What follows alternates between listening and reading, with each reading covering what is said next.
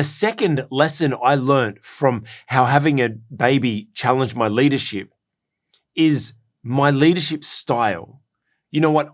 I was raised, and probably like many of you, I was raised with an authoritarian father. I always grew up under an authoritarian, and I promised myself that I was never going to be an authoritarian parent. Now, back to that last point of expectations. Boy, did that go out the window the first night I was tired, right? While I try my best, but it's this big balance between, do we want to be an influencer or an authoritarian? Look, I sit down with my son and my default, unfortunately, is authoritarian. When I'm tired, when I'm stressed, and we all know that when you have a baby or when you have a child, usually you're tired and stressed most of the times. And so we default to authoritarian. It's easy for me to just stamp my feet, use my power, use my size, use my volume to try to overpower him. But while I promised myself I would only use that in emergencies, it's really challenged me because I find myself using it too much. But what my son has actually taught me is it doesn't work at all. It does not work at all. You know what? When I yell at my son, in those moments now, I mean, in a perfect world, I know you don't yell at your children, but I make a mistake every now and then, and I'll yell at him. He just laughs at me. He literally thinks it's a joke when I yell at him. You know what? I promised I would never smack my child. Once again, those expectation things. But there's been, on the odd occasion, I tried to use other disciplinary measures, but there are every now and then, in a moment, I'll just snap. I'll be tired. He'll be doing something, and it might just react, and I'll hit him on a nappy, right? But once again, he just laughs. I'll give him a smack. Like last night, he was literally laying there in bed, burying his face in his pillow. And I'm like trying to get him to not do it, right? He's burying his face and he's laughing while he's doing it. I'm like, no. And I try to get angry at him. Like, don't do that, Romy, no. And I try to get angry at him and tell him not to do it. And still, he kept doing it. He thought it was funny. I'm like, I'm scared as a parent. I'm like, he's going to suffocate himself. And so I smacked him on his bum, right? Big nappy. Wasn't too hard, but I smacked him and yelled at him and, Romy, no. He just laughed more. So being an authoritarian doesn't work. And you know that when you're leading people, when you're an authoritarian, it may work in a moment, but long term it won't. Because if I yell at him, every now and then it may work, but you see what's in his eyes. What's in his eyes? I see fear. Have you ever yelled or smacked your kid or whatever? You see their eyes. There's fear in their eyes. I don't ever want my son to be scared of me. I don't want him to be fearful of me, right?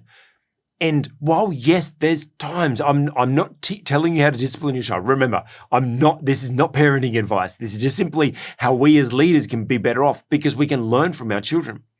When we're authoritarians to the people we're leading in a workplace, in churches, wherever it is that we're leading, if we're authoritative to them rather than influential with them, they're going to do things from fear.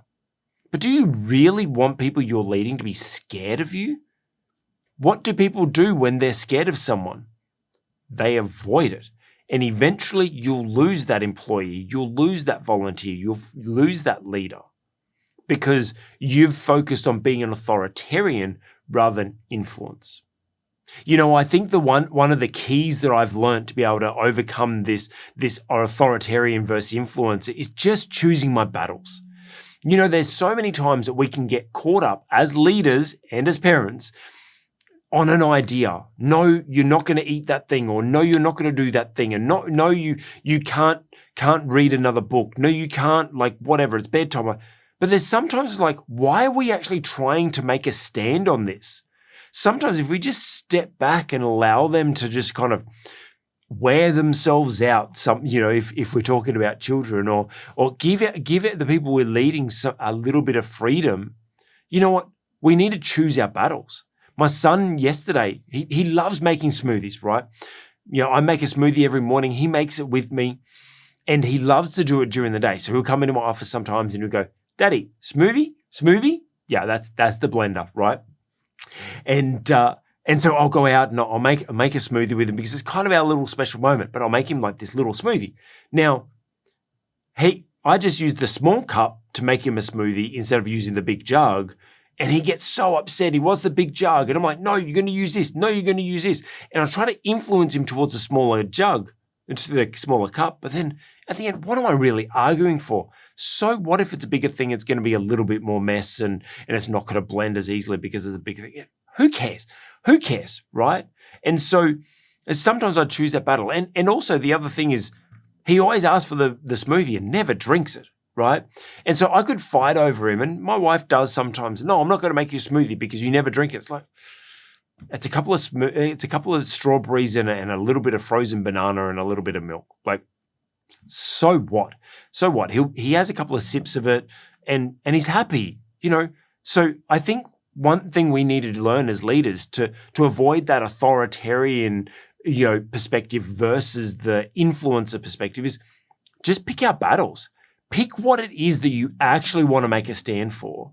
Because I believe the more that you're there influencing them with the other things and being supportive of them with the other things, when it does come time, not always with a child, but with people we're leading, it does pay off in the end.